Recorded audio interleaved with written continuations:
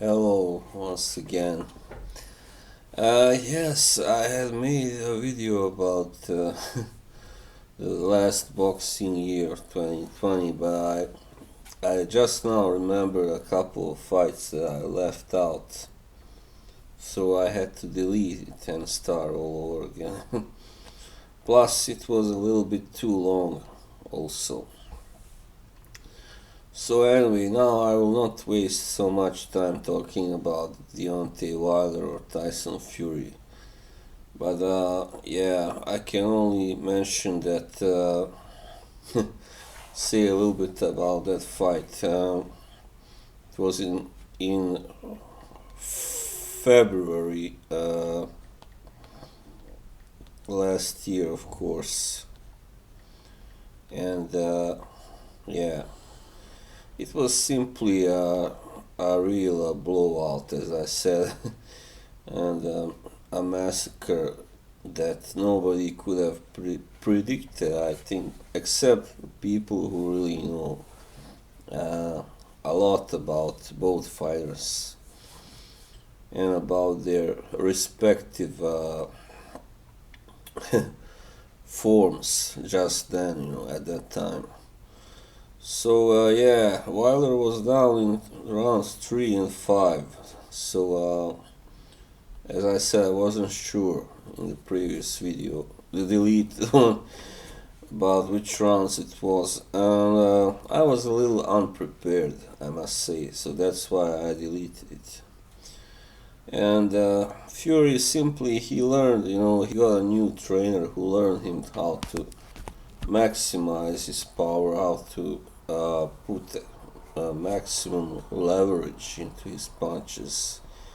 And that's why he was able to stop Deontay Wilder in 7 rounds. And of course, there was some supposed controversy later, which turned out to be just, cockamamie nonsense from Deontay Wilder and his die-hard fans, that they were claiming that Fury's gloves were tampered, and that was of course simple nonsense. Wilder was just outboxed, outpunched, simply outdone, and this is a turning point. I believe this will be the end of his invincible. His invincible aura has been damaged forever. So I know he has been pushing for a third fight with Fury, but I don't see a point in that, really, because Fury already actually beat him twice, despite the first fight ending as a draw. So Fury needs to concentrate on fighting, getting a fight against Joshua, or eventually someone like, I don't know, either Dillian White or yeah, maybe even Povetkin, or we will see anyway. So that was the first big fight of last year on February 22nd. Alright. And then we had, then there was not so many really big fights, I guess, in because because of Corona, there was nothing going on for a few months, between March and June, and it was just in August that it really kicked off again, the whole boxing. But in August, there we had this fight between Dillian White and Alexander Povetkin, which was very entertaining indeed. So, of course, White came in a big favorite, the heavy favorite, and he only had one loss previously, of course, to Anthony Joshua himself, and 27 wins. And Povetkin was, and yes, he was 32, still is, and Povetkin was almost 41. So this happened on August 22nd, and yeah, I mean, what happened is Povetkin was down twice in the fourth round, and before that he did pretty good, decent. And then everybody was, kind of, oh, now it's over. It's just a matter of time before White gets him out of there. And I thought that myself, sorry. But then in the fifth, Povetkin simply went all out and knocked out White with a really devastating left uppercut. It was actually not a left hook, but a left uppercut, which was kind of, but it looked like almost like a left hook anyway. So White was really hurt and he was unable to get up, and yeah, that was it. So now there is supposed to be a rematch on the 6th of March. Yeah.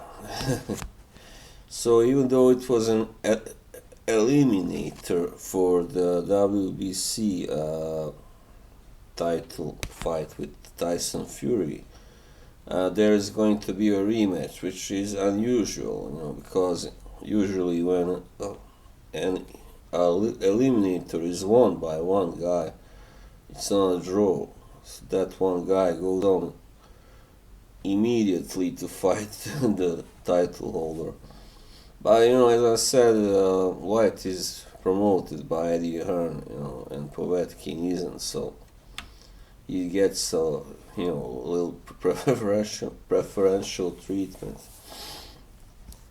So anyway, this was maybe quite possibly one of the best anyway knockouts of the year, and one of the best fights in general.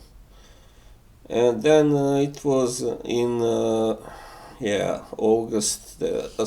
October, we had some of the best fights, and of course, first one was between Vasily Lomachenko and Teofimo Lopez, and that was quite a fight on the 17th of October.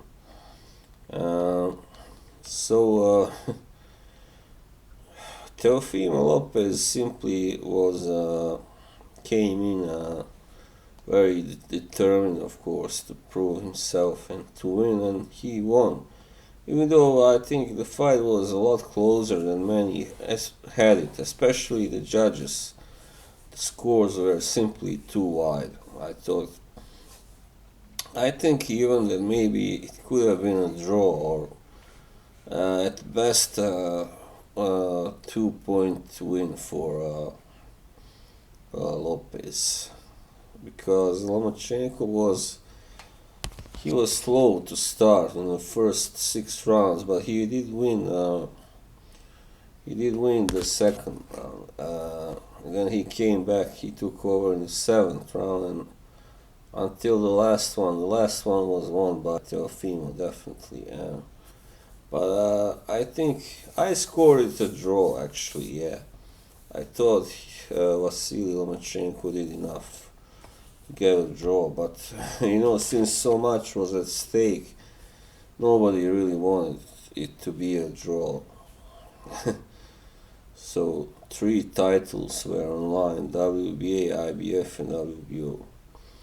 So, I spoke to Teofimo Lopez in November, and when I asked him if there was going to be a rematch, if he was going to fight Lomachenko again, he was like, no, why should I fight him? I already beat him. So he doesn't, it's obvious he is moving on to other fights, which may be a shame, because I think Lomachenko was simply not at his best that night, and yeah, and maybe he was also, maybe it was a matter of Lopez being stronger, bigger, and definitely more aggressive and younger. He's 9 years younger actually than Lomachenko, so maybe it's time for Loma to go back to 130 and chase a fight against Tank Davis or someone even like Oscar Valdez or Miguel Berchelt. Yeah, definitely. Alright, then we had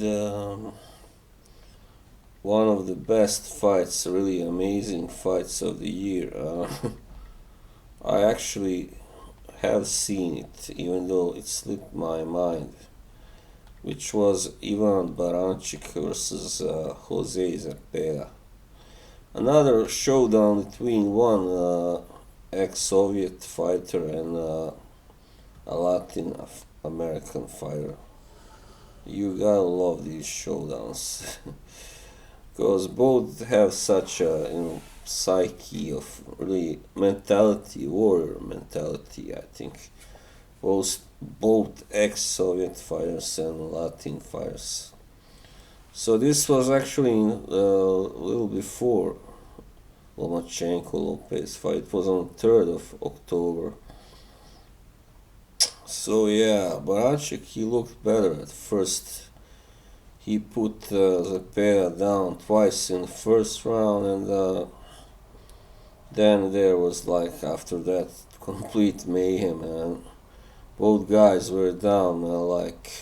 Zepeda was down 4 times, and also Barranchi. But then in the fifth, Barranchi was caught with a massive left hook.